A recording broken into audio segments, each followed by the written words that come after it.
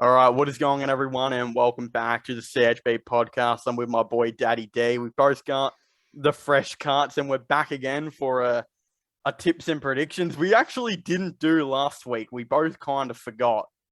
Yeah, I didn't do too well in the tips this week, I don't think, anyway, so I'm I kind of don't think glad. anyone did. I think we Yeah, it all was kind of got pretty stuffed hard. up. We Yeah, I haven't got even looked at the game 4. again. Really, man, I don't Yeah, I even just know looked. how much I got. We're Yeah, because gonna. I tipped Essendon, bro.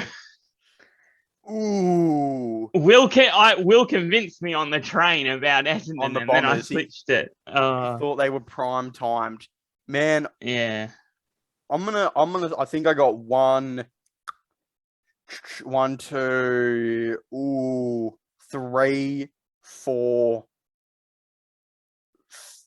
five. I probably got like five right, I reckon. Yeah, I don't, and I tipped Freo, even though they don't have anyone to kick their goals, and yeah.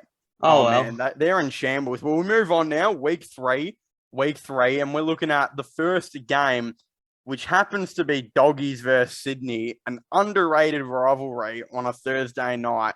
I feel like nothing really came out of that rivalry, like in the 2016 final series. Oh no, it didn't. Like somehow they became more rivals with GWS than they did Sydney. Oh yeah, after that prelim that year, Yeah. that Who, was who's hard fought. who's taking this one out? What are we Well, saying? I'm pretty excited for this game. I'm pretty sure that the Dogs will bounce back because they have to eventually, and everyone's predicting obviously them to be top 4. Mm, And I did see something the other night where teams that had lost in the grand final by a fair amount, they dropped pretty far. But the Dogs just have such a good list. I don't think that they will drop out of the 8, considering everyone else that's in contention for it. So yeah. I'm tipping them to get it done at home against Sydney, who will be coming off a massive week, off a massive game last week. Mm, So I will go with the Dogs. I think it will be only like a 4 or 5 goal affair yeah. difference, but I I will agree. go the Dogs. I think with the Doggies, it's like one of the most weirdest teams in the league because I look at their list and I'm like, this team should be good for the next 5 years. Like you got Oh, their players are quite young. is it Sam Darcy? He was the one, right? I know his last name's Darcy. I Oh, can't they remember got his first name. drafted. Yeah, yeah, yeah. Yeah, yeah. You think I about him, he should be their future key back for the next billion years. Jamara and Norton should be their future keys. This team should be fine. The issue is I really feel like they're like one of those Robbie Tarrant players away. Like they just need that oh extra key yeah, defender. Like I feel desperately. I feel maybe nearly more bad for Alex Keith than anyone in the game because that guy, man, he goes through it. He's taking on like the Yeah, two best forwards every and single week. back there to help him, he's only got like Ryan Gardner as the other tall who Yeah. got drafted in like the mid-season draft or something. So they definitely need another key back. And if Darcy can get in the team, I completely forgot that they drafted Yeah. him, to be honest, I think and he's that he out was on for a their long list. time too. Yeah. Yeah, I don't think he was ever really going to play much this year. But and there's also is he a key forward? Is he a key back? I think he'll definitely be a key back on this dog Yeah, side. That's they very have to obvious. be. Yeah, they have to send him down back because there was talks about moving Norton down back, but you Yeah, simply can't do that now. Like, yeah, he'd be great back there with the contested marks, but he's just so valuable up forward. yeah. I definitely have the doggies winning this one though. They have to come back. Their back line is just so bad. Like I don't understand how you can have Yeah. a top three midfield and then when their forward line's on, it's obviously a top 8 caliber forward line easily. But their backline is, I think, one of the worst in the AFL at times. When they're on, they're definitely in the middle. But like there are games when they just get smacked around. Like look at the grand final. The backline got Oh, toyed yeah. around easily. And their midfield turned it on and got them back into that game in the grand final. But when Melbourne came back at them, they just had Yeah, nothing left just to give. yeah, So they couldn't it do goes anything. under the radar how poor the doggies' defense actually is Yeah. because of what they've achieved. But yeah, you do make a really good point. Yeah. Well, I don't know. I guess we could probably go on to a different video on how they fix that. But I think what we're trying to get at here is the doggies are too talented to go 0-3. Way Oh, too yeah. talented. You can't. And the Swans are I don't know if they're a talented enough team to be 3-0. That's my thing. That's my thinking is I think the Doggies have to win this one. People are really jumping on the Swans now yeah. after that game against Geelong. But you'd need to see more of them. I mean, it's only 2 rounds in, and the Dogs need to win this because it's a long way back if they even drop another one in the next couple of weeks after that. I'm pretty sure they have us the week after at the G. Yeah. So that's another game that they could drop. So it is pretty much they have to win and get back on track. Yeah. D's versus Bombers, MCG. We've got 2 Friday night games next week. Riddle dumb me this. fixturing. Yeah. D's easily. The Bombers they are in shambles. They have one of the worst forward lines in the game. I saw people saying they have the worst forward line in the game. I'm not going to go into if they do, but my God, watching their forward line try and play was one of the worst things I've seen. It was horrible. Peter Wright was on at the start of the game and then just completely faded out. And they were just playing at nothing the entire game. I can't believe they only lost by like 20 points or whatever it was. But like they need Stringer to be firing, and they've got Stringer in the middle most of the time now as well. So they need him to be kicking goals. And then like they're relying on Archie Perkins to pop up and kick some. Like their forward line is really they desperately needed Ben King so bad. Yeah. They have the worst small forward depth in the league. Like Tipper's gone. What happened to old mate Mosquito? Is he still in the league? I'm pretty sure Mosquito, right? He might have retired or like left the game. I don't know if he's still on their list, but you'd hope he still is. Like he was pretty exciting. And even whether he is or not, he's not playing. Like, where are their small forwards? And they don't have a genuine key. Like, Peter Wright's cool and all, but I don't know. I feel like Peter Wright needs to be the second option / backup ruck. Definitely. Peter Wright cannot be your number one option, especially for a team like hoping to compete for the 8. And like up forward, they've got like, other than Wright, they've got like Devon Smith, who a bunch of Essendon supporters at the game were hating on. Like they do not like Devon Smith. Yeah.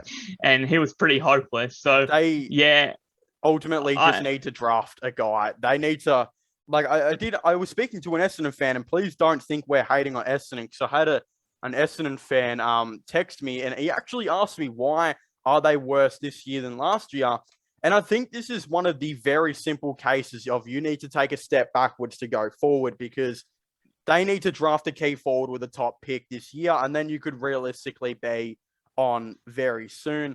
And man, there's a player who I want to get into who I think has really revolutionized himself as a player, and as a guy who I think teams will look at this type of player now. But I feel like Essendon, almost like, did you watch Levi Casbolt for the Suns, bro? This week. Yeah, did you see him this week? No, I didn't see that game. I got home right as it was ending, I think, or 15 minutes after. If they didn't have a Levi Casbolt on their team right now, he was taking big contested marks all across the ground, and he kicked a couple snags, and I think he did the same the week before. You almost think Essendon just need to pick up maybe one of those delisted guys that are just floating around that could use that second option. Yeah, you're right. I mean, somehow the Suns only lost by 13 points, so I'd like to go back and watch the highlights of that game. If they had Ben King, they were winning that game. Because Casbolt and Chol did so well. You just not like Casbolt, no matter how good he's been this season, it's still Levi Casbolt. You can't rely on him they're playing to the best of their ability. Yeah, their ability. Like, this is the best Casbolt's probably ever played in his career. Like, he has been very good on the Suns. But yeah, I feel like the Bombers, they need to draft the dude and maybe sign a guy. But yeah, the D's easily win it, I think. Yeah, and me and Will were saying after the game, like, Essendon really kind of overperformed and exceeded expectations last year, and the supporters probably needed to reevaluate where they were at before the season, especially with the list they've got. So they've kind of been getting found out. So obviously, I feel like they were one of the only teams that should not have drafted Hobbs. Like, out of every team for Hobbs to go to, he went to Essendon, which has quite a capable midfield that desperately needed like a key forward, or even maybe could even need a key back one day, and they somehow got another inside mid. Yeah, so like their midfield's the best part of their team by quite some margin. Yeah. So the other thing is now we've got Adelaide versus Port Adelaide on a Friday night game. I don't know why they're making us pick and choose on a Friday night. It makes weird. no sense, bro. They've got like a 6-hour gap between the games on Saturday too. Yeah. So here's the thing. Port are last and Adelaide are 15th. And I'm saying this right now. Port, they need to come out and absolutely destroy the Crows. Like, it has to be like a 60-point win. And I've got them winning because they have to win. Or their season's gone, obviously. They have to respond after last night. Yeah. Like, that looked real ugly. I didn't watch the game. I watched the Suns game instead. Yeah, so. But Adelaide, I did catch like a quarter or so of their game against Collingwood, and obviously they didn't look good the week. Well, they looked okay. Yeah, the week before, but they didn't look too good this week from what I saw. So you'd imagine Port come out and absolutely demolish them. Yeah, really not much to talk about with this one. Port just need to demolish them. End of story. I've got the power. Do you as well, I'm assuming? Yeah, obviously. Yeah. All right, Giants versus Gold Coast at Giant Stadium. This is a very tough one.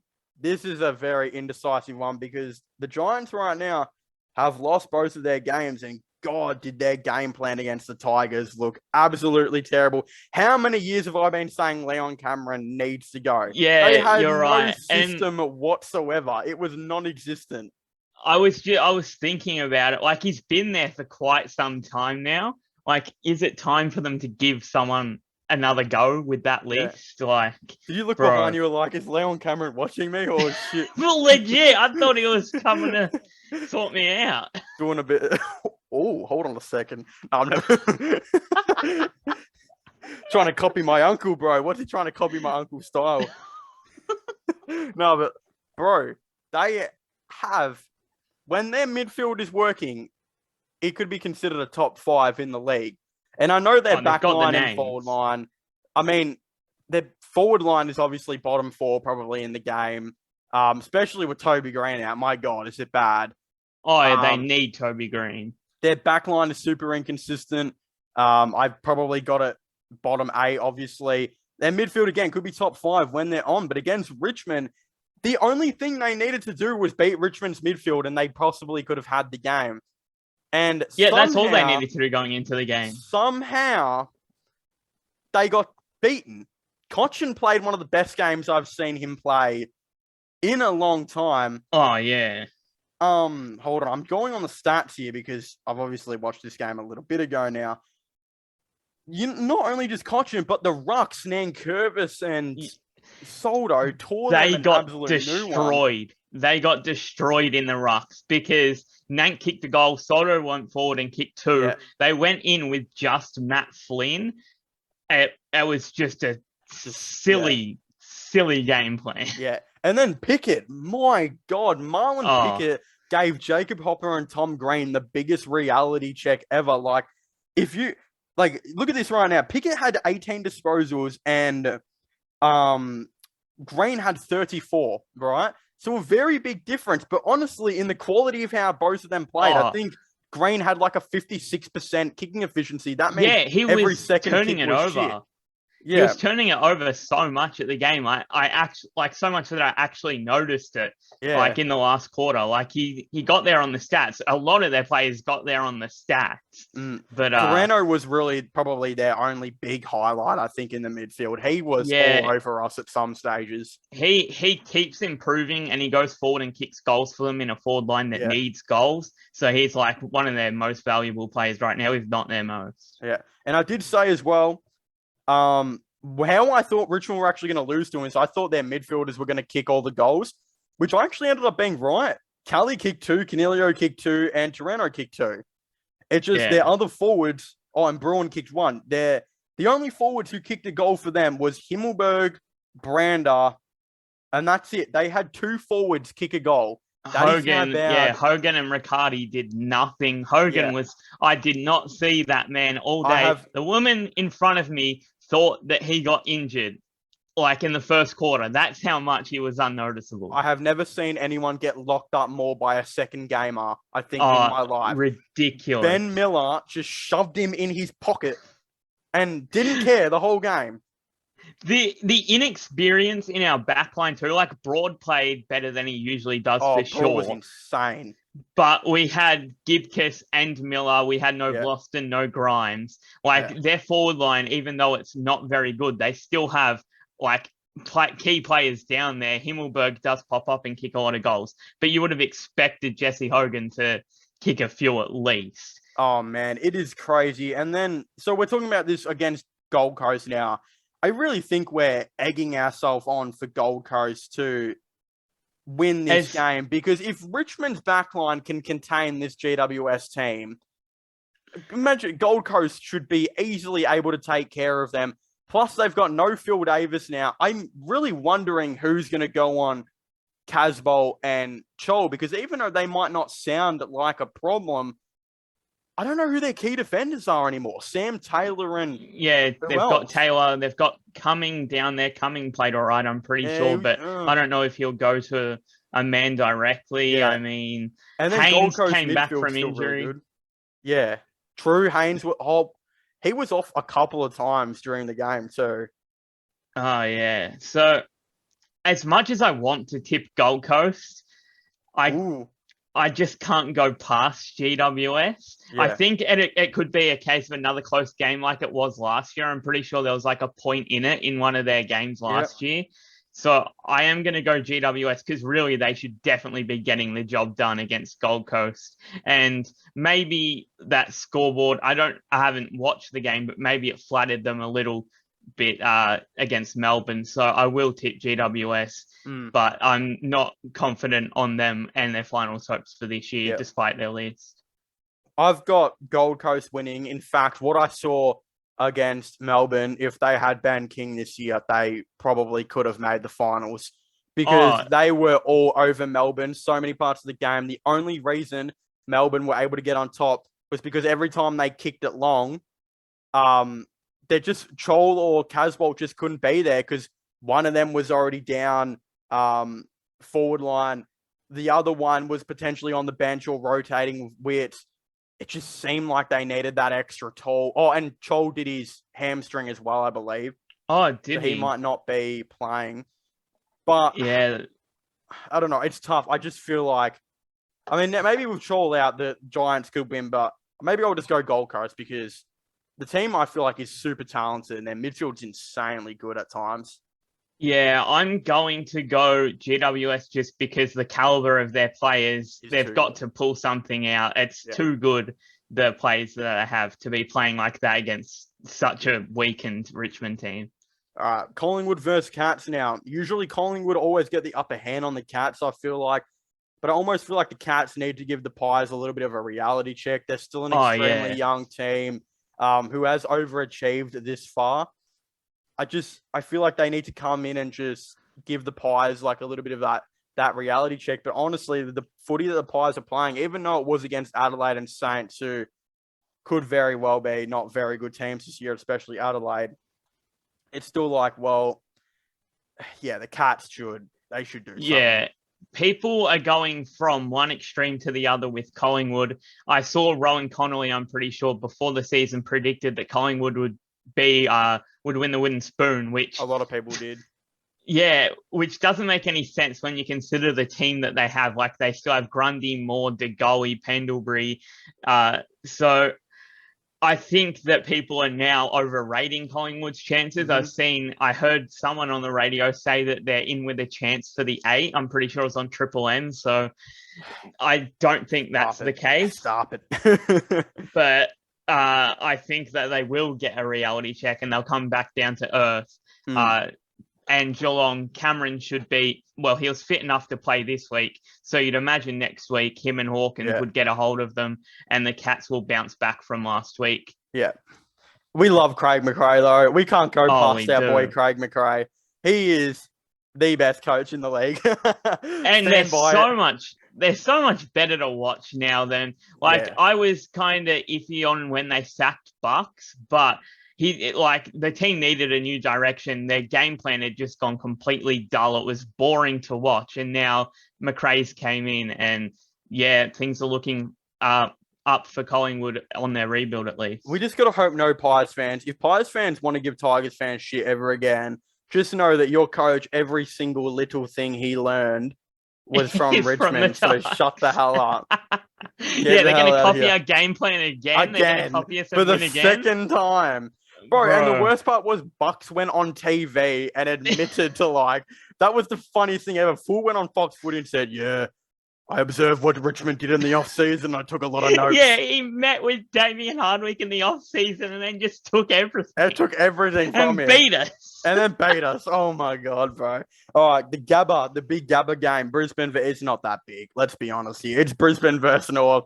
The Lions are going to absolutely destroy the Kangaroos. The Kangaroos are in shambles. And why I say they are in shambles is because that Coleman Jones trade is looking terrible. Yeah, because Sherry, he went off today. He played really well, apparently. They gave up a future second-round pick, which could be like 21, for a bloke who's kicking it in the twos right now. That's what I said in my group chat. I was like, I hope Coleman Jones enjoys playing in the reserves, but this time for North Melbourne. North Melbourne. Like, it's the same thing. And I'm glad we got rid of him because we have that whole situation forward now with Bolter. But anyway, North need to show something, and I don't think they're going to be able to do it against Brisbane at the Gabba. Like, they would have lost that game against West Coast by the sounds of it if West Coast didn't have 14 changes from the week before. 100%. They almost nearly lost it anyway. Like, what the hell happened there? Yeah. Nearly choked the fumble, everything, really. Yeah, they just had nothing against Hawthorn either, really. Hawthorn just did that quite easily. I mean, Horn Francis, he's like the main excitement, the only excitement out of their club at the moment. But if North don't come to play, it could get pretty ugly up there, I reckon. They might rock out with the best twos team ever, bro. Coleman Jones and Stevenson both chilling in the twos. I forgot Stevenson got dropped, bro. R2D2, whatever that blokes they got from Collingwood way back. Whatever his name was, I don't remember who he even is, but he's there. MCG now, I really hope Carlton fans, I really hope the Carlton Football Club gives the Hawks the biggest reality check and pumps them by 100, because Hawks fans are starting to piss me off, because I think they realized a lot of people had them in last. And when they win their first two games, they were kind of just like, well, a big middle finger to everyone. Yeah, and especially after they just beat Port like that over there, like they'd be feeling all sorts of confidence. And I'm pretty sure Lee Montagna, it might not have been said that they're in the running for the 8. Get out of here, bro. I still got them finishing last. I don't even care. Middle finger back, bro. Nah, but Football Club. Nah, bro. I used to defend Hawthorn against you, and then before the season, I kind of came around to them finishing at the bottom end because of like the way the other teams were expected to go. Now I think that they could very well still finish bottom 4, but I think I have Adelaide and North well below them from what I've seen so far. But obviously, we're 2 rounds in. Everything can change. Screw it, bro. I'm not going to say anything until I get my lawyer, because I don't know. I still think the Hawks are going to finish last. No, I don't even know. The North Melbourne Football Club are in shambles. I didn't think Coleman Jones and Stevenson would be playing twos footy. It didn't occur to me that anything like that could happen.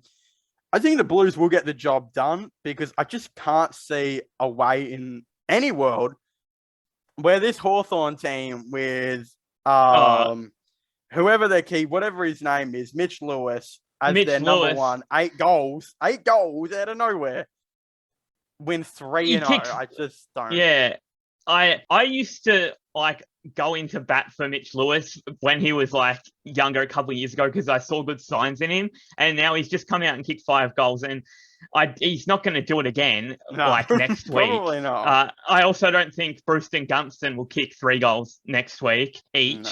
So yeah, you have to go with the Blues, and the hype will be really real for the Blues now. And they've got a pretty easy game the week after, I'm pretty sure, so they might be 4-0. You'd expect the Blues to run all over them next week at the G. St Kilda versus Tigers. This is a extremely tricky one. Man, Yeah, I tipped the Giants to beat the Tigers, and we spoke about this. I never tip against Richmond. It's just not something no. you do when you go for them. But with every single thing that was pointing to us, we were supposed to lose against GWS. Oh, yeah. We were not supposed to beat them. And does that strike again? Do we lose against the Saints? Like, is Oh, that Marvel as well? And I mean, it's just tough. We're not getting our list isn't going to get, I don't think, a whole lot better than what we're kind of rocking with right now. Like, because the players that jumped out were like Marlett Pickett and Parker, this and that. A lot of these improvements. Parker played very well. Like, they are a best lot game older. I've seen him play. Like, Ever, and he nearly. didn't even kick a goal. Yeah. Like, that was really impressive. Also, I would like to say, I think myself and some Richmond Tigers fans would be devastated if Ben Miller gets dropped. That man, yeah, it's a real Giants. possibility though, but he really deserves at least that next game. My thinking is though, why can't Grimes play with these players? Like, is it too hard to say that Miller? Again, the Saints have tools too. Yeah, they've got Membry, they've got King, they've got Hayes, Marshall, Hayes. Yeah. So, and well, Paddy Ryder could come in for Hayes any week now, but yeah, he could play in that team in that backline, you'd think. Yeah. Does Grimes? Because I want to know what his injury is. I think it was general soreness. General soreness. So where does Grimes come in now? Because I still want these guys to play. And obviously he's the captain, so he instantly gets in. And he's still one of your best players, especially when he's on. He could be your best player. So it's like, well, where does he come in now, though? It's going to be really unfortunate maybe for Miller, I think. Yeah. Because we'll just keep playing Gibcus, you'd reckon. And yeah, I feel really bad for him, but he just had to come in and do the job while Grimes was gone. Yeah. Tarrant's going to have another farewell tour. He's going to go play another year for someone else because we got Ben Miller now. That's who the Dogs. We should delist him halfway through the year and let the Dogs pick him up. I grew a love for Robbie Tarrant today. Yeah, he was very good. I'm so glad we got him because we've got inexperienced play, like a more inexperienced side now, and we can just rely on him to make a contest. I don't think he lost a 1-on-1 today. No. He'll just punch the ball, he'll kill the ball, put it out of bounds.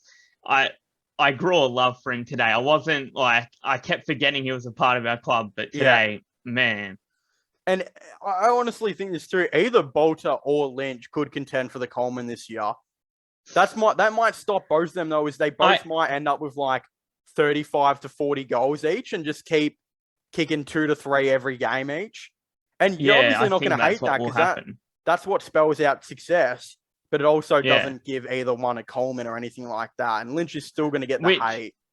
Oh, yeah, he will. And Lynch was a lot better today, I thought. He put in a lot of second and third efforts. He did end up kicking the 3 goals, which is all we need from him every week. Like, that would just be beautiful. And last week he was all right too, though. Like, what was really wrong with what Lynch did last week besides the lack of ball that he got? Yeah, true. He only had like a couple of touches. He did kick a couple of goals, but people just weren't happy after the game. Because at the game, when he missed a shot on goal, someone yelled out, "You get paid the big bucks to kick them." And like, he's kicked massive goals for us. He put us into a grand final in 2019. Yeah, so when he kicked 5 against the Cats or whatever. Yeah, he just went off. He absolutely dominated. And people forget that so quickly, apparently. We wouldn't have won that premiership without him, probably. So obviously. We would have never even come close without Tom Lynch, especially against games against round 4. Round 4, when we had all those injuries and he came out and kicked 6 or something. And we won those games. That was an epic game. People forget how good Tom Lynch was in his first. We would not have the 2 extra premierships if we never got Tom Lynch. Yeah, and people just put that past him. He gets hate because he doesn't go out and kick 5 every week or whatever. Yeah. But I think that Bolter and Lynch in the forward line will work really well in the future from what I saw today. Obviously, it could all go sour next week, but there were really good signs today. Yeah. I don't think so. I think it will go fine. I mean, I can't look. Marshall or no, not Mark. What am I forgetting his name, bro? Dougal Howard. Is he? Yeah. He's still like the main key back for the Saints, right? Because I didn't watch the Saints game No, they've unless he's got injured or something. like Wilkie. They've got Wilkie. They got Battle. Yeah. But oh, I true. Is Howard I don't injured know or if I didn't really see much of him. I don't know if I is saw him at all. what's. Yeah, I don't think he was playing, but I don't know what like absolute key back they really have. Yeah, because I'm trying to look right now. I'm looking at their team. Yeah, it doesn't look like. Yeah, he didn't play. Howard didn't play. Yeah, he must be injured. Yeah. Okay, so you got to worry about Battle. You got to worry about Wilkie, which whatever. And then yeah, I don't know. I think we'll be fine. I think I'll tip the Tigers. But again, it is at Marvel. If it was at the G, I'm instantly tipping the Tigers. But Marvel, it's a. We did go there last year to Marvel and beat them by I think it was 73 points because St Kilda. You just remember. Yeah, I think it was 73. It could have even been more. But St Kilda can show up or not show up on any given week. They could play really well or really horribly. I will go with Richmond just because I'm so elated with what I saw today. And St Kilda, they just went over and got the job done against Freo. Only saw the last quarter of that after I got home. So, yeah, I will go with Richmond. I couldn't go with the Saints. Fremantle versus West Coast off the stadium. That's the last one. Well, it depends on the names that come back. Because 14 changes this week and they looked okay. I mean, they lost to North. But yeah, Freo, I just don't think they can kick a really big score, but it might not matter. They might just get it done. Freo should be the better team. I'm going to tip the Eagles because Fremantle have. I don't know if Taberner's coming back, but even if Taberner's coming back, who other than him is going to kick the goals? Yeah, like they need be that Schultz. Guy? They need Schultz to pop up and kick goals. They need any old random player. They need midfielders to go in and kick goals. I don't even remember. Rory Lobb, they need him to kick goals. But I want to go with the Eagles. Yeah, I want to go with the Eagles, but I think I'm going to go with Freo to get it done. Not in the forward line, they'll just get enough done up there to win the game. I think Fremantle might be another one of those teams where it's another step backwards to go forward, like the Bombers. And the reality is, in the off season, they're going to have the league's top 5 midfielder in the game, Lachie Neale, going to want to come back. I would assume. Like I think that's still written in. I'm honestly still shocked that the Lions didn't get that deal done because you would have thought 6 and 8 or whatever they had. I think it ended up being 8 and 10. 8 and 10 was a lot to knock back for a dude that had a lot of injuries that year. They clearly think that with him healthy and apparently he had a good preseason or whatever, that they could go for a flag, which they clearly can. Yeah, easy. So it did make sense to keep him at least for this year, but I did believe that there was more in that than they played it off straight away. Yeah, I think he could definitely still go back to Freo. So yeah, he's a free agent now. Do the Lions even get anything? I would assume he's fully unrestricted, right? Like, what would you get? Yeah, if he was, then that wouldn't be good for the Lions. They'd want to win the flag this year. Yeah, and even if they do win it, though, because people will be like, oh, but it's loyalty. No, it's not, bro. He looks like a simp. From the words we heard, his wife or whatever desperately wanted to get to Fremantle. And I know a lot of men in my life, and they will do anything that their woman says. And I feel like Lachie Neale is that man. If his wife wants to go to Fremantle, even after winning a premiership, then they're getting to Fremantle. Yeah, I did definitely believe there was more in that, and it's definitely still on the cards. I don't know where I'd put, like, if he was more likely to stay or go. I'd probably put it 50-50 right now because we don't really know anything yet. But why we're bringing this up is because he's not really the answer anyway. Bring in Lachie Neale, and you're like, oh yeah, we've got a Brownlow. Like he could easily win the Brownlow this year. That is a fact. But what's more important is, look, I do think maybe they do need it inside mid, especially considering after losing Chera.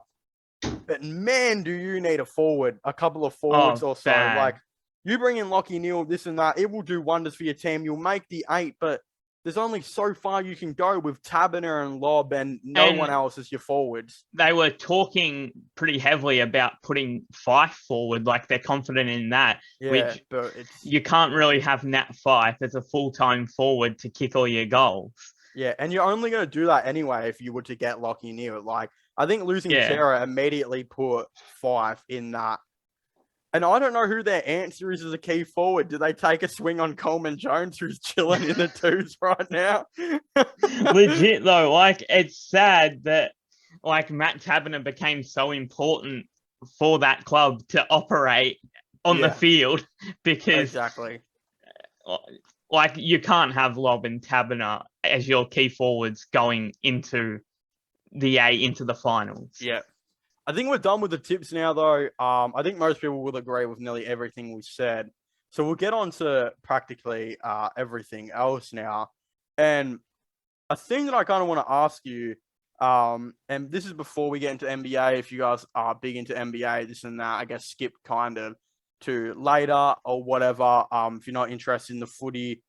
But my question is, and I think my mum was the one who brought this up, but also the Richmond Sirius Tigers supporter group thing is also... I got banned from that. Is also all over this. Hold on, we'll get into that in a second.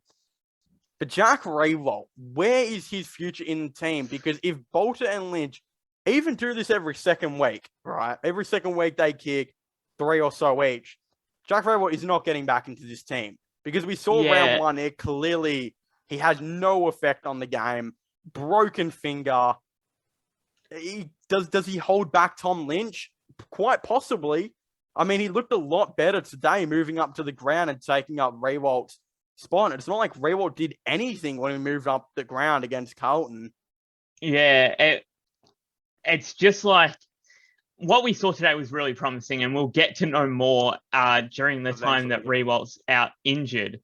So he's only playing for this year, you'd imagine, and then in the future we can just go Lynch and Bolter, and hopefully they work as well or close to as well as they work today together. I think Riewoldt just comes straight back in, and we just go back to how we were, and he might pop up and kick a couple of bags. Bolter, he'll still be forward by the looks of it. Yeah, I would assume so. Well, I don't think he'd go back to playing in the back line. I mean, god damn, he was bad against Carlton round 1, and he did not do much last year. So I would assume he plays there. You'd assume he's just full-time forward now. Yeah. And Soldo and Nang looked a lot better without Riewoldt as well, because now one of them they got the whole forward line to operate while Lynch or Bolter moved up to the ground. All they had there was like they had one of the two with them. So it was just 2 big guys like the whole game in that forward line. Yeah. And it's just a tough spot to be in now because he's such like a club legend. Yeah. But like it'll be interesting to see how the team plays with him in the team, along with Bolter forward, with Lynch, with the 2 ruckmen. So you would think he would understand though. Like, I think Jack Riewoldt has developed a lot where he would say, all right, I'm clearly not in the 22 anymore. How about I come in the coach's box and maybe learn some stuff? And this could, if he wants to coach in the future, which I don't think that's the way he'll go, whatever. Yeah, but also, I think he's going into the media. Yeah, you would learn stuff for the media anyway. You would get that whole entire how the coach's box feels. And you always hear commentators, they talk about it. They talk about what's going on in the head of coaches, this and that. I don't think I've ever seen Jack Riewoldt sit in a coach's box. No. So you think he'd also learn a lot up there, whether it's for the media or whether it's for coaching in the future. You'd think he'd coach at Tasmania sometime in the future, whether that's a local club or the big team. Yeah. So It's tough, and obviously I'm glad he did play on because it was an unknown how we go this year, and obviously injuries can still happen. So if Lynch goes down injured, Bolter goes down injured, obviously like it'll go back to how it was, and Jack will be in the team, and I think he'll still be in the team anyway. But yeah, I'm glad he played on because we didn't know how Bolter would go in the forward line, and we do have that extra depth with him. Yeah. But yeah, it's just a tough situation to be in when everyone's healthy, and we don't know if they'll play like they did today every week. But yeah, Jack, we'll just see him off, I guess. He's won his 3 premierships. He's won his Colemans. Absolutely love him. So I'm just glad to still see him play, I guess. Yeah. So, and I guess this would just be the last year, and even Cochin's last year too. Well, you don't think Jack would play VFL footy? I don't think that would ever be on the cards. No, unless he's not they going would. to Yeah, be Jared Roughhead. No, I don't think that's going to happen. Next thing as well, I'd like to talk about coaches who we both think are going to get the sack. But more importantly, before I get into that, one coach who I not only think will get the sack, but I think could get sacked very soon if it keeps coming. Leon Cameron, I think, could 100% be a mid-season out. Like, I don't know who they would replace. I remember Adam Kingsley. I think he finished second in the job for Carlton's coach from Richmond. I don't know if he necessarily deserves it, but he would 100% go for the GWS one. Kingsley would fit a lot better than Lyon. Yep. Up there. So. Wait, Lyon by... Who do you Ross mean? Lyon. Oh, yeah. Well, I mean... Is Ross Lyon in the equation for GWS's? Not for GWS, but since you were talking about Carlton, he was in the running. He was probably second in running. Yeah. Other ones could be Justin Lepich, who finished second for the Collingwood job. And he actually ended up getting hired by Collingwood. Yeah, he's with Collingwood, so I'm not sure. Well, maybe he'd go up there if he got offered it, but yeah. He deserves a second chance more than anyone in the AFL, even more than I think nearly Vossi did, because Vossi didn't succeed a whole lot at Port Adelaide, while Leper came in straight away at Richmond and not only had a premiership forward line, but a premiership back line. Yeah, that's right. Both. So he needs to be a coach very, very shortly in the AFL again. There will be random guys out there again. I'm sure Choco's name will... Because the media just loves to bring up random guys. Yeah, Choco's name will pop up. Choco's not getting another. Yeah, no way. James Hird is obviously, this is one that I think an interesting one. James Hird is slowly but surely getting back into the AFL. Yeah, he's working his way back in. 2 years ago, no one would even say his name. Now he's like a supervising coach at GWS. And you would think he'd be an assistant coach by the end of the season. I would like to see that. That'd be real interesting. Hird back in a job. Yeah. So, yeah, I wouldn't have even thought of that, to be honest. But up at GWS.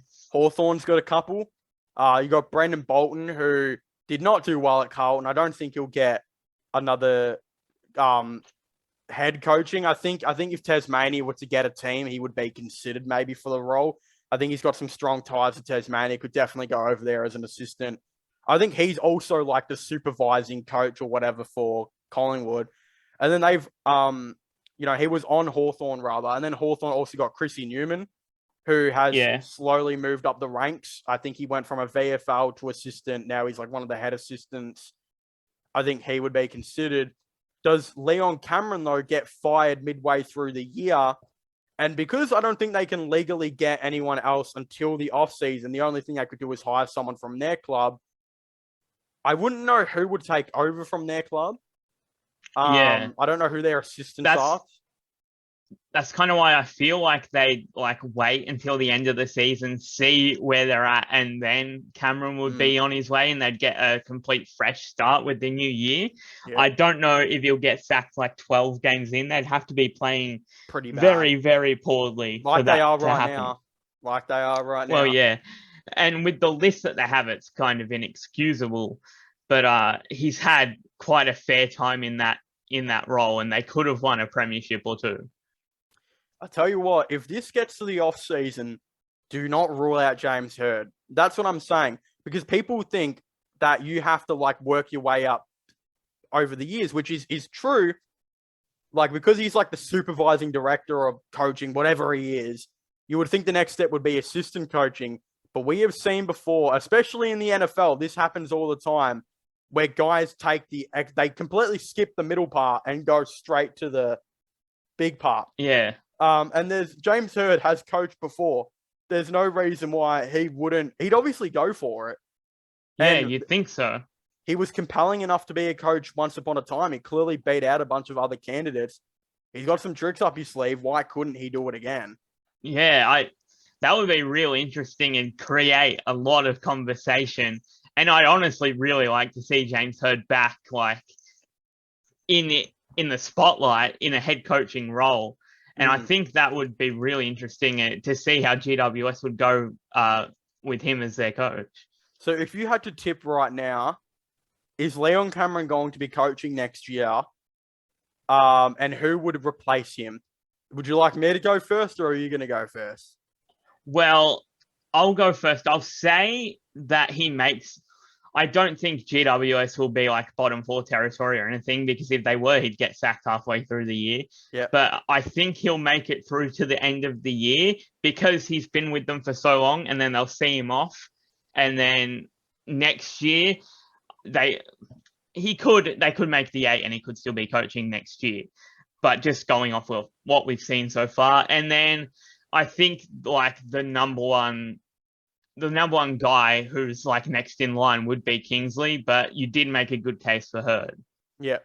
So that's what I was saying. I would say Leppich or Kingsley, but a part of me is telling me that they would go Kingsley, which I feel like could be the wrong move, because I think Leppich is a severely better coach. Yeah, I don't rate Kingsley as much as some people do, but I've also got Hird as the smoky. I think Hird could do a wonders, man. Like, he could come out of nowhere and imagine. It would be insane. And like, bro, they were saying Choco like got fully put into the conversation. If Choco got into the conversation with Collingwood and he put his name in the hat, and said I wanted to get it, and there was rumors he got interviewed as well. If that happened, bro, that's Choco Williams, who got sacked from Richmond not long ago as an assistant. You're telling me Hird couldn't be the coach of the GWS Football Club? That's like the thing. I don't know why Choco's always brought up in these conversations every time there's a coaching role. Like, he's got to be getting on a bit by now to be like in his 60s to be starting with a whole new club. No way I could ever see that happening. Yeah. There's also, I feel like we didn't talk about this, but Clarko is still available. That's another one too. Clarko is chilling. Bro, he sounds like he's definitely going to coach again. Yeah. And GW, that's I not don't necessarily true, because Clarko did say he wants to be like the big guy that is the leader of like the Tassie Footy Club. He did say he wants to be the one that paves the way for its creation. And that would mean like, you would think he would go to be like their boss of football or something like that. Like what Neil Baum is or whatever. Yeah. I get what you're saying. And I heard him on the radio, I think it was on SEN, and I'm pretty sure he said that he wants to coach again, like real recently. Yeah. So, well, I mean, Tassie won't be in the AFL until 2028, they're saying. And people say, people don't realize they actually hire their staff in that a lot earlier. Like, Gold Coast were introduced in the AFL in 2011, but I'm pretty sure they had like a lot of their staff and players figured out by like 2009, the end of 2009. So Tassie would probably do that 2026, which, I mean, Clarko could have like, what are we, 2022? He could still have like 5 years guaranteed as Giants coach. Yeah, Giants is a team I could actually see him at kinda. Like, I can't see him at very many other teams than Hawthorn, but that's just because he was there for so long. Yeah. But I think North will come knocking in the off season, because I really don't know if they have much faith in their coach. I completely David Noble. Especially if they finish last again, that's 2 wooden spoons, and you don't see that often in the AFL. No. You get 2 wooden spoons in a row. I just don't know if Clarko would be willing to come into another club and start all Over, yeah. again with a new list of guys. Like, he was invested in that rebuild at Hawthorn, but now he's out of there. I think that he's just a coach that would come in with an already good list like Carlton had, Yeah. and then go from there and take them into the A or into finals. Because So GWS have a foundation, but North don't. yeah, That's why he 100%. would Like, maybe do GWS. yeah, that's why I can see it, because GWS's list is so far ahead of Yeah. North Melbourne's. So yeah, I agree with that. And then there's the other ones. There's always like West Coast, this and that.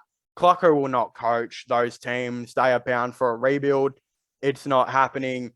And that will segue me into my next thing. But yeah, I think Clarko fits really well for GWS. But a part of me, I wonder, is Clarko thinking about this in his head? Is he thinking to himself, all right, let's get 5 years done at GWS and let's go do the Tasmania thing? Because I'm almost certain that the Tasmania thing will be in his timeline.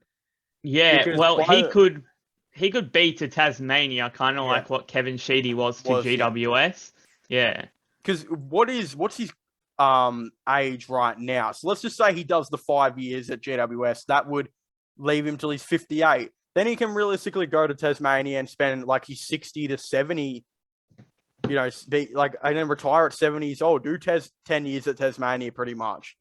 Yeah. Could really try and do that. I don't think that'd be as their coach. I don't know who their coach would be.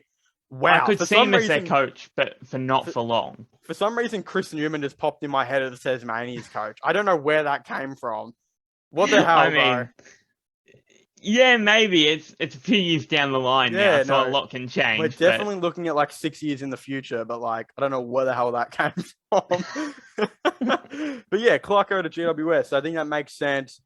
I feel like Kingsley's gonna happen though. Like so do I. And all the talk is that the AFL are going to do everything in their power to send Clarko up to the Gold Coast, but like they don't. Stewie Jew's kind of in that role now, and like the way that people from the AFL and from Gold Coast have been talking, like they don't want to send Stewie Jew on his way out. They want to give him a shot. And there was reports that he was going to sign a 2-year deal. I don't think he actually signed it, but I think there was reports they're going to be giving him the 2-year deal. I don't think Clarko could be their boss of football or whatever. I think is it Wayne Campbell? Is that his name? He was the boss of GWS's football. GWS, He went over to Gold Coast. I can't remember if it was Wayne Campbell or not. Well, Wayne, I don't know if I don't think I ever heard of him going up there, but he definitely was for GWS. Yeah. Let me find out. I'll search this up. But yeah, it's an interesting one. But we kind of move on now to what's kind of going on with some of the coaches. Who do you think is going to maybe be next to be sacked? This and that. What's kind of going on? Because I think I'm pretty sure this is the obvious one. West Coast will probably move on from their coach. From Simpson, yeah. Yeah. Ken Hinkley is 100% in the hot seat, like more than nearly any other coach in the game. Anything other than a grand final were to be a disappointment this season. And if they barely make the A, man, he's sacked. Like, there's no way. Oh, for sure. Like, he's had a lot of time there, and like pressure's on now. Like, it makes me wonder, like, they'll keep him, like, if they make a prelim and lose the prelim, you'd think. But is it just going to be keep just making the 8 and not going all the way, or even making a grand final? Yeah. So Hinkley and Simpson are two definitely. Noble, who we've already talked about, he's could definitely, like, if they play so horribly, like they have already this season all year, which I don't think they will, but he's one of the more likely ones. Other than that, like, Brett Ratton is like a possibility. Ooh, St Kilda. Yeah, I that is think very of true. Many other ones, but also, Brett I did just check. Wayne Campbell is the Suns' general manager. Oh, yeah, so he's joined them now. So yeah, what are we saying? We're saying that West Coast, Port Adelaide, North Melbourne, GWS are the 4 ones we're kind of thinking of. that are like Yeah. super under the pressure. But I don't think Brett Ratton's under a lot of pressure. But there is some there. Yeah, like he's not fighting for his job, obviously, not yet this season. But say they have a really disappointing one, which they could. You never know what's going to happen with St Kilda. Then I think the pressure will be on for him, and I'll look to other candidates. But if Adelaide finish bottom 2, does Matthew Nicks have any eyebrows on him? Because that's 3 years in the system now, right? You've spent 3 years in the system, and the best you got was like, what, 15th or something? 14th? What did they get? I don't even know. I do like Matty Nicks, but like another year or two down there, and they're definitely looking at other people. And I didn't really think about how many coaches were actually. Yeah, well, this year there's going to be a lot more than like last year. Last year, there was originally like 1 or 2, and then I think ended up 3 getting sacked / moved on. This year, I think 4 to 6 will be very much. I'd say 4. That's my thing. 4, I'm assuming. I can see Noble getting the entire season. Yeah. The crazy thing is, though, too, there's like the best assistant coaches the game has ever had. And that's saying something because the last 2 years they had the worst they've nearly ever had because Lepper and Brendan Bolton weren't even coaching last year. I don't think. No. I think Bolton was on the Hawks, maybe. Lepper, Bolton maybe, but Lepper was in the media. Yeah, so because they didn't have any money to pay these guys.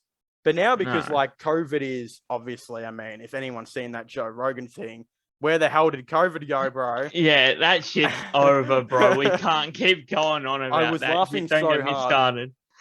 Oh my God, man. I don't even care, bro. I'm calling out Western Australian politics here. I don't even know if that's legal in Australia, man. I don't even know. Probably not. What is illegal in Australia anymore?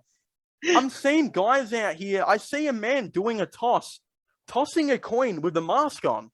Bro, he's outside and then he shook both of their hands. He ended up shaking their hands anyway, held the coin. The umpire picked up the coin anyway. He's wearing a mask. Yeah, and like you said on your Snapchat the other night, 20,000 people all surrounded Buddy were touching all over each other and him. Yeah, and then they put the extended long mic out. And then Richo shakes his hand because of course he's going to shake his hand. No, that shit's and then the players have to wear the mask when they sing the song in WA. No, they don't. No, they don't. Yeah, no, they don't. Last week and this week, St Kilda just were, and I don't even remember who won over there last week. Gold Coast. They were wearing. Any Republican listening to this right now is sitting there just like. Nah, I can't even with any of that shit, bro. The Joe Biden effect, man. Welcome to 2022. No, no, it's so funny though. I think it's the funniest thing ever, man. What the hell were we talking about? Oh yeah, with the coaches and there's no money, and then we ended up getting the Joe Rogan, Joe Biden, and masks. But yeah, no, it is shambles, man. I don't know what's going on with that. But at least there's a positive. There's a silver outlining with this now. Like, the positive is coaches are back. And a bunch of coaches are going to be on the hot seat because we've got the best assistant coaches the game has ever had. You've got Clarko, who's not even on a team. Adam Kingsley, who finished second in Carlton's thing. Lepper, who finished second in Collingwood's race. Brandon Bolton is now working his way back in. James Hird is now coaching again at GWS. People will always bring up Ross Lyon anytime a job opens for sure. Chris Newman is climbing the ranks rapidly. Yeah. David T could 100% look to try and he will interview. Like, there's no reason why he won't interview for jobs. Definitely. There's so many guys out there now. It's crazy. So yeah, that's what we're saying. I think four coaches will eventually be on the hot seat. If I had to put a number on the amount that are going to not be in that same job next year, I would go with like 3. I don't think there's going to be an abundance of them, but it could definitely happen. Yeah. Should we move on to the NBA, or yeah, I think we'll do that. The NBA, Indiana Pacers. You are a Pacers fan, my chubby friend. What are we thinking's going on with the Pacers right now? Because if they play their cards right, they could be in the play-in next year. Yeah, for sure. I mean, we're not going to win 30 games this year by the looks of it, and I'm just happy for us to lose as many as possible, get an actual draft pick to come in for once that's not in the teens or the late teens. And that's not 24 years old like Chris Duarte.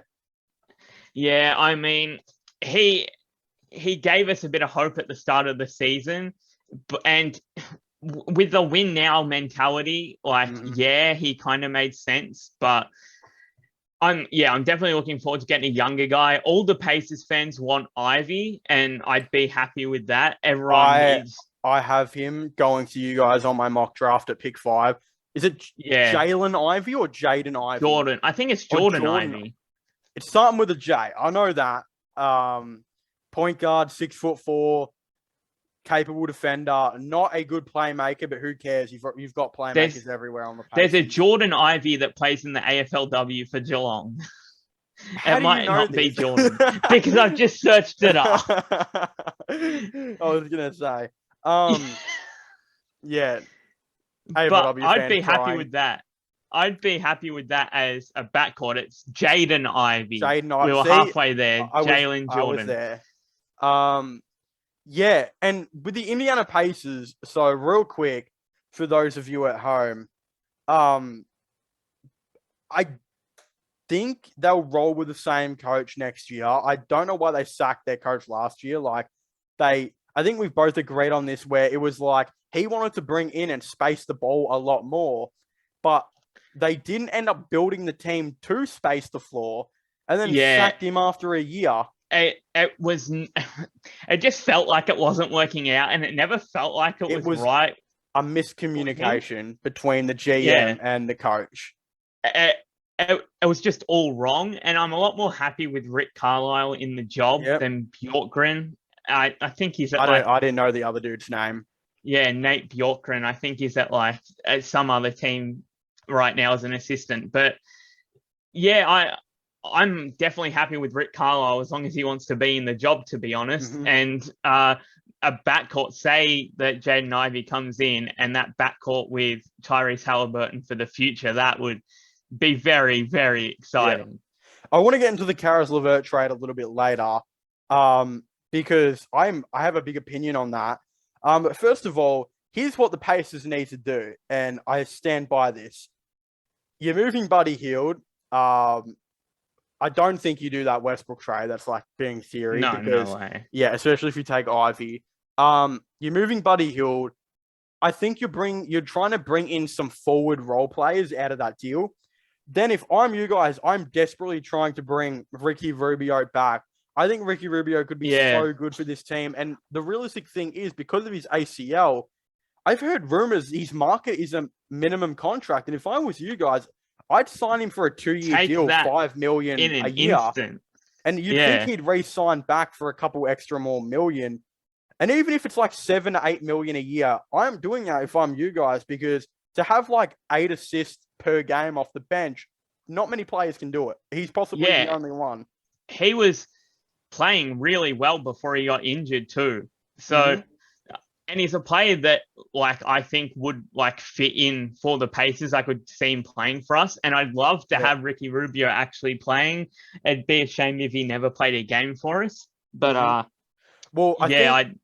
think he probably won't ever, because he's wearing number 99 right now on the Pacers. I don't know if you heard about that, but they gave him number 99, which makes me think that they are not selling jerseys for this man. They don't care. The other thing is you're trading Malcolm Brogdon. That's the next thing. You're bringing in a first-round pick. You're getting Miles Turner back from injury, and then I think you bring in a stretch for. And then realistically, team's looking good. You got Ivy at point, Halliburton at the 2. I think Duarte plays the 3. Yeah, he's definitely still 6'5". Yeah, stretch 4 at the 4, obviously. At the 5, you've got Miles Turner. I still think you move on from TJ McConnell, obviously. You bring back Stevenson, you bring back Rubio. Then you've got like Stevenson, Rubio coming off your the bench. A yeah. couple of forwards who you bring in maybe from the Hill trade. Jalen Smith as your backup center. And then there is a chance you could be pushing for that play. Now, you might not get there. You might be like 11th or 12th, but that is at least 6 wins better than what you guys are right now. It'd be a solid squad, and it'd be really exciting to watch. And we definitely would need to bring in a stretch after, like, say, we move on from Buddy Hield, which looks very likely, to bring some shooting to the team.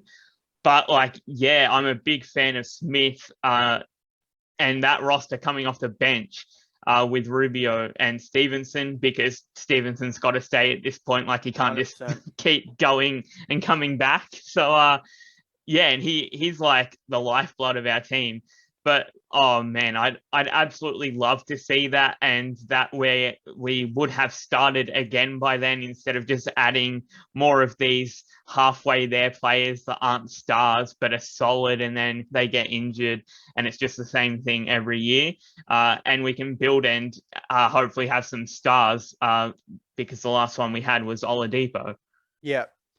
Now, I agree with that. And then you got the Caris LeVert trade, which, can I say, now you rewind this trade, man, at the moment, looks like the Pacers won that, but not just won it like slightly, won it quite comfortably, because the Cavaliers are really having to force the ball through Caris LeVert when they need him to score. Like, he just hasn't been, like, they haven't found open shots for him. Like, he's never open. The only time he scores is when they force the ball through him. And that's what happened at Indiana. The play had to run through him, and then he would chuck up a stupid shot. And I was getting real frustrated with him at the start. And then towards the back end of his time in Indiana, he came good, and he scored quite heavily. Like, I think in the last 2 weeks that he was there, it finally felt like it was working. And then we got that deal done. And yeah, I'm very happy with that deal. We couldn't keep going with LeVert. It was going nowhere. We got that draft pick. And especially with the Cavs falling down now. They're falling down the ranks. Yeah, they have. Because Jarrett Allen has been injured and we have no center. So that's why I'm saying it's not necessarily a big loss, because, like, the Cavs weren't expected to be this good. Caris LeVert is still a great scorer. And when Jarrett Allen comes back, you think Caris LeVert could still be that missing piece. But, dude, the Pacers, they ended up getting, like, pick 20 and 31 out of the deal. And Ricky Rubio could come back. Yeah, and that deal would be very much sweetened by the fact that we would have Ricky Rubio for however long if he decided to come back. But yeah, I'm very happy with those 2 picks. I'm very excited to go into the draft. I just pray that we draft well, finally, instead of getting TJ Leaf. I do love Goga. He's a lot better than TJ Leaf. But man, I'm actually looking forward to the draft once. I never really look forward to the draft as a Pacers fan, because nothing ever really comes of it. Yeah. Especially in recent years. True. I think we'll need to see who the Pacers draft. At the time of making this video, I still think the Cavs have won the trade. Now, that's not me being biased because I'm a Cavs fan. The reason I say this is because you'd think when Jarrett Allen comes back, when Jarrett Allen was there, the missing piece was an extra scorer. Yeah. And you think when Garland, because he'd be able to rest, I think, a little bit more when Allen comes back, because you got another star on the court. And then I think you can run the ball through Caris LeVert when Garland sits a little more. Yeah, I do. Just because of the caliber of player that Caris LeVert is and can be, like, it just worked in our favor that, like, we actually got something like valuable out of him for our future. But, like, the Cavs, like, as you said, he could be that missing piece by the time that Jarrett Allen gets back, and he could fit right into that team for sure. Well, right at the time of making this video, the Cavs are now in the play-in. The 7th seed down to 10th. We have fallen out because of how bad our injuries have been. This time we versed the Hawks, who you would think we'd get the win against. And then we verse, I think, either... Wait, if we beat the Hawks, do we automatically just go into the playoffs then? I think so. And then, like, 8th and 9th, whoever wins that goes in. Yeah. Yeah, I'm pretty sure that's how it works. I don't like the play-in anyway. I mean, the Hawks could 100% jump the Cavs, but like, Oh, whether if the Trey Cavs Young make, goes off. yeah, whether the Cavs make the playoffs or not, it's just like, well, whatever, because no one's hating on us at the moment. The only people hating on the Cavs are Cavs fans, and they need to understand that we were not expected to be this good. So you Oh, can't for hate on us sure. right now.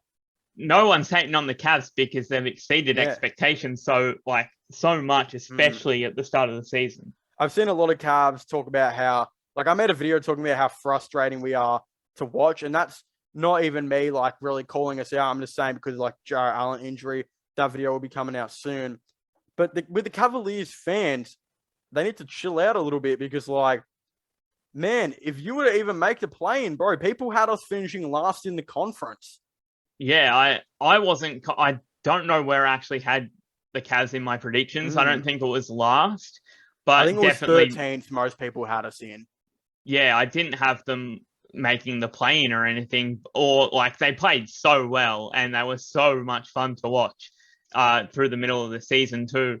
So they've definitely exceeded expectations. I haven't seen like the hate from the Cavs fans because I'm not in like the Cavs circle. Yeah. So it would be pretty annoying if like It's the very team was getting shit on for no reason because they've exceeded expectations so much. Like I'm pretty sure you're like 40-30 record. So pretty much. Yeah. We're just such a frustrating team to watch in the NBA at the moment because we're like 3-7 in our last 10.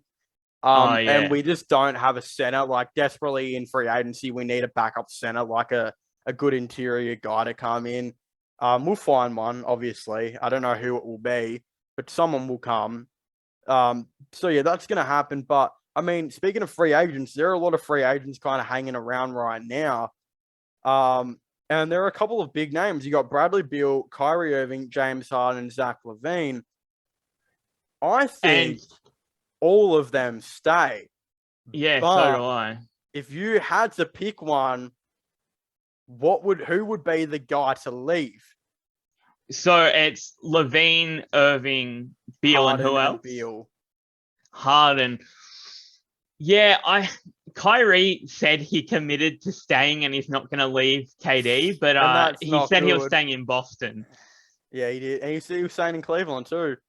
Yeah, so I heard something that he wants to go to the Lakers, but I'm not like reading into that at all. You wouldn't think he would go to another Democratic state, especially after everything that has happened to that man. I completely forgot about that, bro. And he's going to be allowed to play home games, isn't he? Yeah, but like that was only because the New York leader, who is a Democrat, was under that much scrutiny. Like, man, when was the last time a Republican was a leader of New York? That's how bad it got. They were talking about a Republican coming in one day. They set him. They allowed him to sit at courtside but not play. Go and handshake the players after the game on the court, but wouldn't let him play. At least he's back and he can play for the playoffs because he's been in amazing form. Like Will and Blake was saying on the train, if you do the eye test with the players, like statistically, Kyrie isn't like the best player in the league, but watching him, he's so skillful. He's just really great to watch. And Brooklyn, who knows where they could go with him and KD healthy in the playoffs. Is Kyrie the chaotic guy? Like that if the Wizards were to come to his door and say, we've got Beal, Kuzma, and Kristaps, hey, man, what's going on? Kyrie is one that I could see leaving. I'm not sure about Harden. I think he might stay, especially for another year. The one that I have actually heard whispers about is Zach LaVine not being happy at the Bulls because they've slid and he wants out. I don't know why. I don't think he actually wants out, but I've heard whispers that he might want out. On Instagram or? On Instagram or Twitter or something like that. And he could be one that could just be really unexpected, I think, if he were to leave. But it's one that could happen. I wouldn't like put my house on it, but I think that's one that possibly could. But that team with DeMar, like they've got to keep trying with that just because they've Yeah. lost a couple of games. Oh, well, they've got the playoffs secured now anyway because the Cavs Yeah. have slid. So they don't have to Yeah, worry about the that's true. Cavs. And I don't think the Raptors are good enough to catch them. Man, the team just No. needs depth, and they need to trade Kobe White for depth, and then you've got it figured out. There's really not that much more to kind of go on with that team. No, It's just, not I really. don't think They've got Zach LaVine's Vucevic, leaving. Lonzo. Yeah. I don't think he's leaving, but it was just There's so whispers, unexpected when I Yeah, saw sorry. it, because it's like, why would Zach LaVine want to leave the Bulls, especially right now? But Yeah. Kyrie is probably the most likely out of that bunch. Beal could. I think Harden's staying for some reason. Something in me just says Oh, that he will he is. 100% stay at Philly. Yeah. I don't see him leaving, especially after he spent that much time getting there. I feel like Bradley Beal's another one, but we've spoken about this before. I think Bradley Beal 100% signed some type of supermax for the Wizards, and Yeah, so do I. I don't think anything gets past him doing that. Yeah, if I had to bet on it, I'd say they're all staying, but Kyrie might He's be so the most chaotic, likely. man. Yeah, Like, you just never know with him. There's always going to be a storyline on the table for Kyrie Irving. Always will be. There always will be. Like, Lakers are in absolute shambles now. If you're Kyrie Irving, you're like, hey, man, I'm the most drama-loving person in the league. Let's go join another Democratic state where there will be so much drama. Go join LeBron imagine the Lakers and then send Westbrook to go play with Durant, who he's already played with before. And hates. No, that would be the funniest thing, bro. If Westbrook got sent to play with KD. And then it wouldn't happen. Kyrie can go sit courtside with Anthony Davis and just be injured all season while LeBron carries them again. LeBron's like, I got my 25 points. We're all good. We're all good. There's the storyline for Kyrie Irving. Screw it. Let's have a good reunion. Send Andre Drummond to the Lakers as well. That man got 2 games there. I feel bad for that guy. He was actually all right on the Lakers, and someone there said, yeah, he didn't cut it out. Let's get rid of Andre Drummond and bring in DeAndre Jordan. DeAndre Jordan? Someone at the Lakers thought, yeah, that's the move. Yeah, no.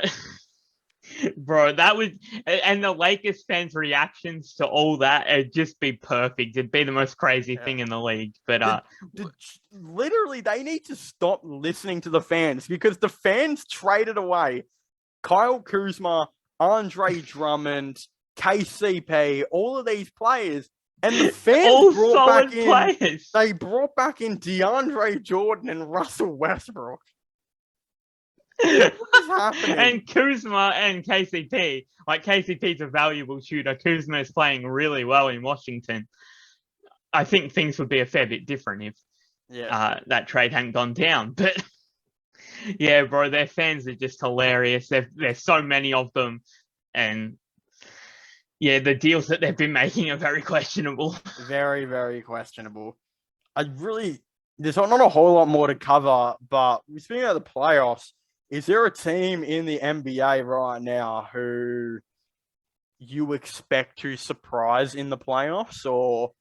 Well, it's not quite a surprise because of how well they've been playing lately, but I think the Celtics can go a long way. Other than that, oh man, I don't know how Memphis will go in the playoffs. They've obviously been incredible. Mm-hmm. But I think Denver might shock some people because no one ever talks about Denver, and even getting past the first round. Past the first round is like a surprise to people. And they made. And I mean, where did they finish last year? Semis? Yeah, I think so. Yeah, I'm pretty sure. But like, they have Jokic. That man can do anything. You'd think the Nets should surprise people because I don't feel like anyone is saying the Nets are even going to do anything. It feels like it's not even a surprise based on who they've got on their team, and just once they somehow not get healthy. Yeah.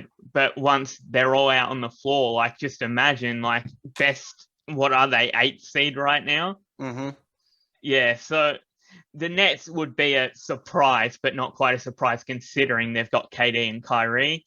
I have grown very fond of Boston recently. I don't think Miami will play that well, to be honest. I just see think them Boston going need too the far. playmaking, man.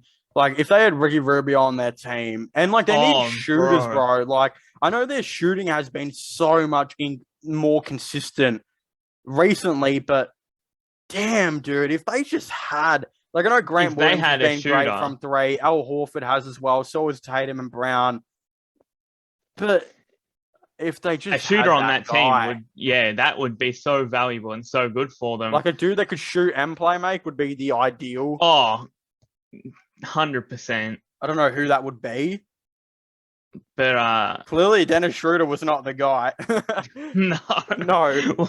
What's happened to Dennis Schroeder? They got rid of Dennis Schroeder and like went from the barely in the play into like the first team. Yeah. Just from getting rid of Dennis Schroeder. That poor man, bro, passing up that contract. Hold on, anyway. He's not even playing at. Oh no, he is playing for the. Oh my god, he played for the Rockets today, and in 30 minutes he had 10 points and 8 assists. I don't know where the 8 assists came from. I haven't heard about that man in quite a while. Send him back to Oklahoma.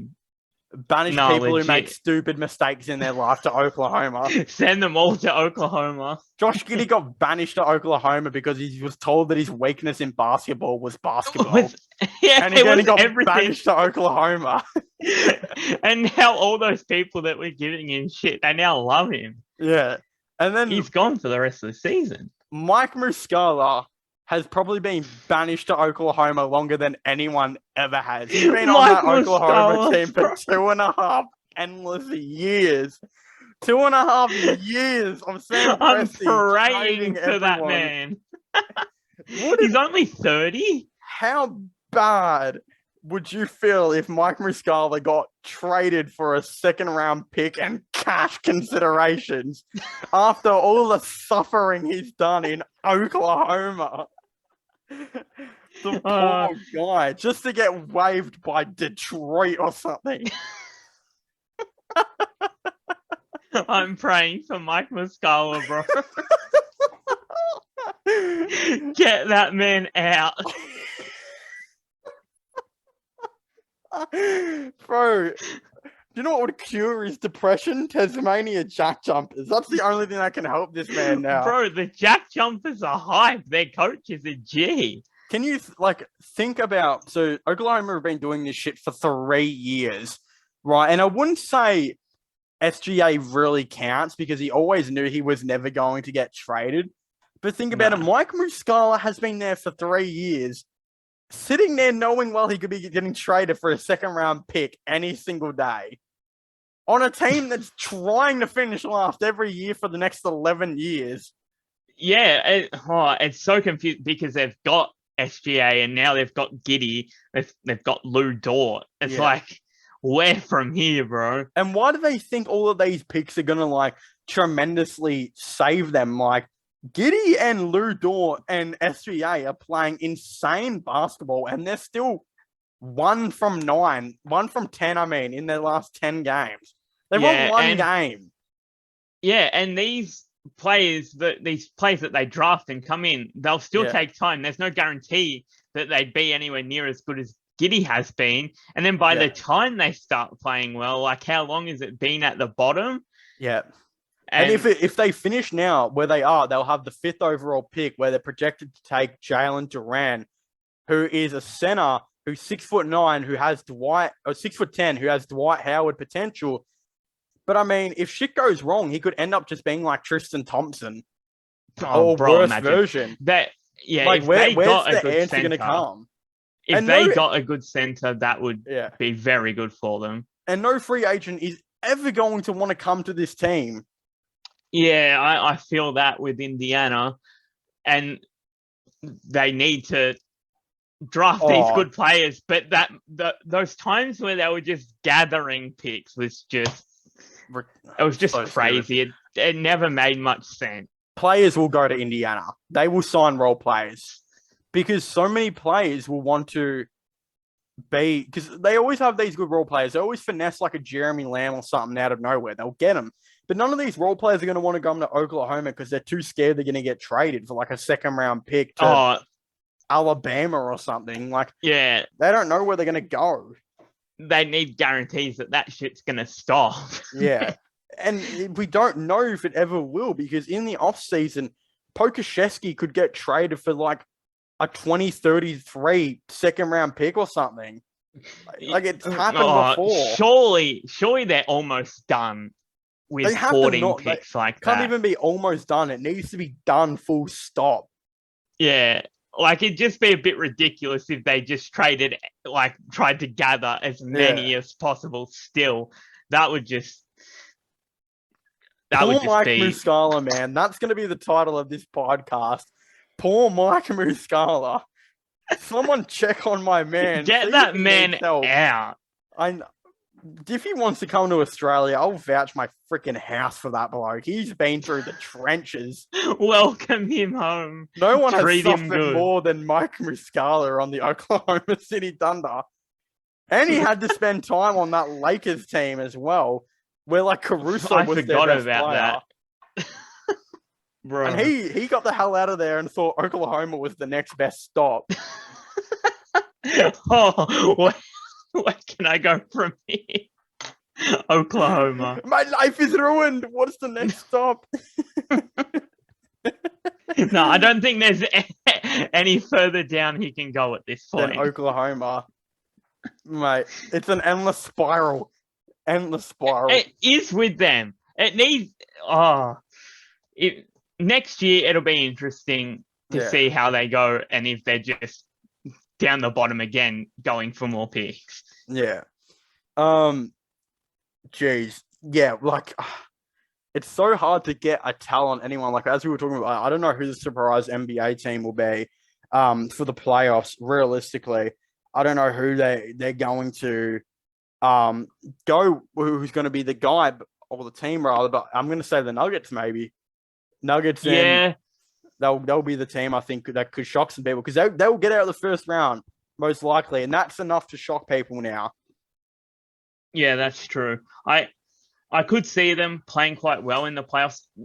Jamal Murray's not back anytime, not until next season, yeah? He's playing G League, I think, this week. Oh, really? Yeah, so he should be back for the playoffs. Oh, damn. Yeah, then they could win. They could definitely win their first round series. Yeah. Yeah, I especially with Jamal Murray, I can definitely see that happening, and Jokic becomes Superman like he already is. But to get past teams like Phoenix and, well, Golden State, obviously you wouldn't say would happen. I agree. But yeah, I think that's all we're going to talk about on this podcast today. Thank you, Big Bear Daddy D Devlin, for coming on again. For having me on. Yeah, we'll do this again next week, I'm assuming, unless we forget again. Yeah, for the tips and predictions and whatnot. We'll see what's going on. But yeah, make sure to leave a like, subscribe to the channel, comment F and pay your respects for Mike Muscala. Mike Muscala. Someone tag him, please. And yeah, subscribe to my other channels. Yeah, get him on the podcast, bro. This will be his therapy just like session. Mitch Creek. Just like Mitch. Oh, we'll let him vent to us for an hour.